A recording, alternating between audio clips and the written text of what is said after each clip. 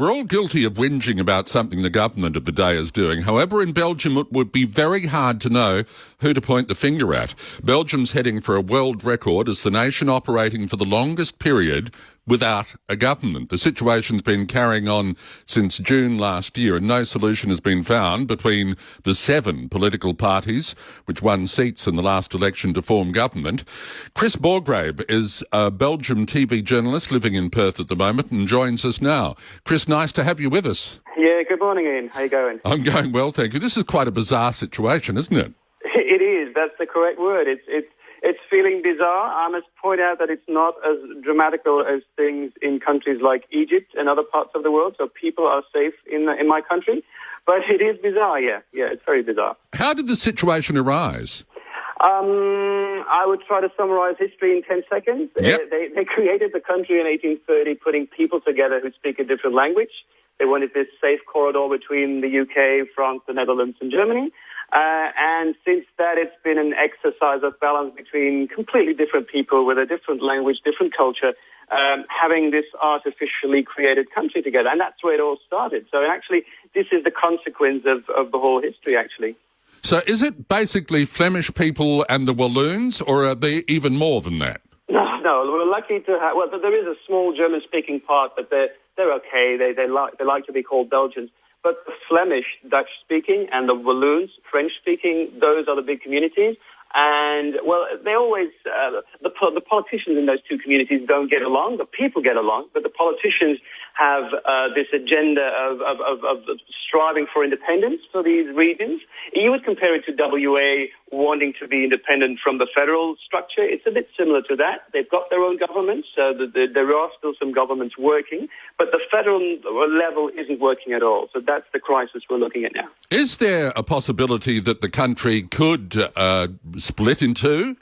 That's a very, very big and heavy-loaded question. And I would personally, as an observator, as a journalist, think that would be very difficult because the capital is bilingual, and it's actually not exactly in the middle. The capital is the issue. So you could technically split the country in a Dutch-speaking part and a French-speaking part, but then there's a lot of consequences. The economy is not doing that well that there's enough money to pay for all that. And then you're talking about a country that's 300 kilometers in length, so it's very small already.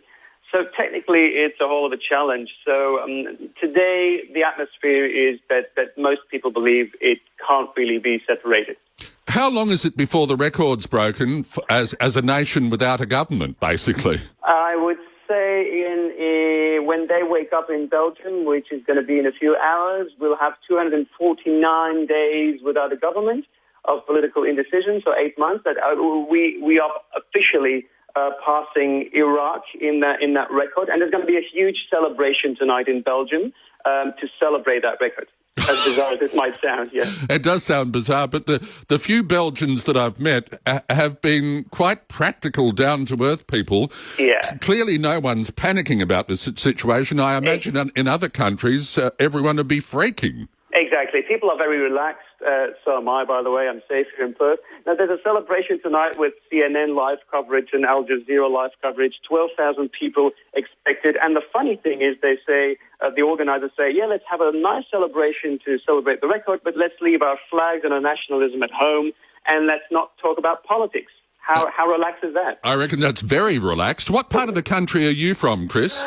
I was born and bred 11 kilometers from the language border, so the internal border. I'm Dutch-speaking, but I learned French as a kid, and I would say I'm pending in between, which is an interesting situation because you get the best of both worlds. I suppose you do too, and I just loved your observation. The people get along okay, but the politicians don't. That's the issue. Yeah. Well, I hope you have... someone's putting a question through. Okay. Steve wants to know if we can adopt the same situation here in Australia. I'm a journalist. I have to be independent. I have no opinion on that. Good talking to you, Kris. Have a happy celebration tonight. Thank you. Have a great day. See you later. Kris Borgraeve, a Belgian TV journalist based here in Perth, here on 720 ABC Perth. 29 minutes to 8.